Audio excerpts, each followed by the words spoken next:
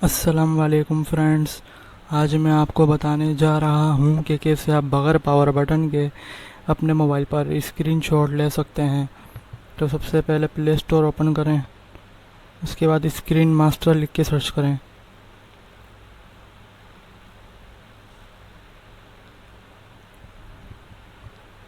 मेरा पहले ही इंस्टॉल है, आप इंस्टॉल कर लें।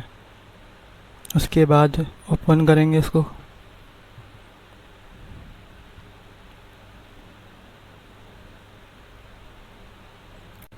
इसके बाद टर्न ऑन स्क्रीन कैप्चर लिखा हुआ आ रहा है, वो ऑन करें। इसके बाद ये जो कैमरे का निशान आया ब्लैक कलर का, इसके ऊपर क्लिक करेंगे। इसके बाद स्क्रीनशॉट लेंगे, सेव के ऊपर क्लिक करेंगे, सेव लिखा हुआ आएगा, सेव के ऊपर क्लिक करेंगे।